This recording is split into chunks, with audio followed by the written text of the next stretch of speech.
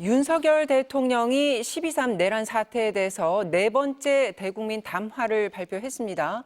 비상계엄 선포는 대통령의 정당한 통치 행위로 야당의 폭거 때문이었고 앞으로 탄핵과 수사에 맞서서 끝까지 싸우겠다고 퇴진 의사가 없음을 분명히 했는데요. 대통령실의 구승훈 기자 연결합니다. 구 기자, 다시 한번 전해주시죠. 네, 윤석열 대통령이 네 번째 대국민 담화를 발표했습니다. A4 용지 26쪽 분량의 담화문 대부분을 12.3 비상계엄 선포의 정당성을 설명하는 데 할애했는데요.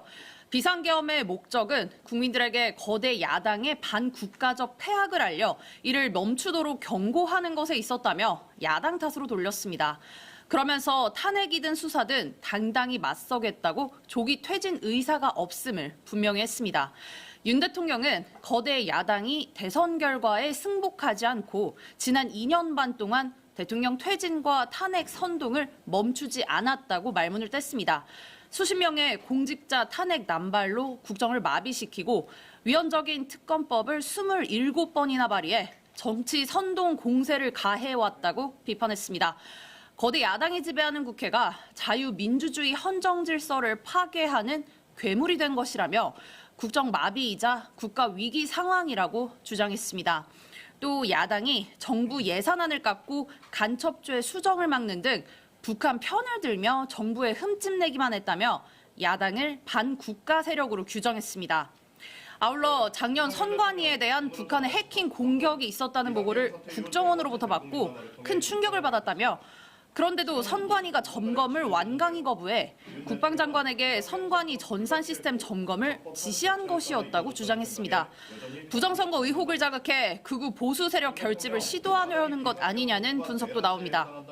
윤 대통령은 이번 계엄이 과거의 계엄과 달리 계엄의 형식을 빌려 이런 위기 상황을 국민들에게 알리는 데 목적이 있었다고 거듭 강조했습니다. 그래서 소수의 병력만 투입하고 국회 계엄 해제 의결이 있으면 바로 병력을 철수시키라고 지시했다고 주장했습니다. 만일 국회 기능을 진짜 마비시키려 했다면 평일이 아닌 주말에 계엄을 선포하고 국회에 대한 단전, 단수, 또 방송 송출 제한부터 했을 거라고 덧붙였습니다.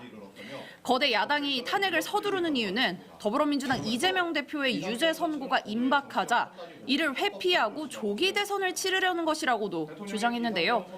그러면서 자신의 비상계엄 선포는 사면권, 외교권 행사와 같은 사법심사의 대상이 되지 않는 통치 행위라고 강조했습니다. 윤 대통령의 이 같은 발언은 내란죄로 강제 수사가 임박한 상황에서 책임을 회피하기 위해서라고 할 수 있는데요. 하지만 윤 대통령은 당시 계엄에 가담했던 핵심 인사들의 증언에 대해서는 일일이 해명을 내놓지 못했습니다. 또 대통령 주장과 달리 당시 계엄군 지휘관은 문을 부수고 들어가서 안에 있는 인원들을 끄집어내라, 또 국회의원을 체포하라는 대통령 지시가 있었다는 증언들이 나온 상황입니다. 지금까지 대통령실에서 전해드렸습니다.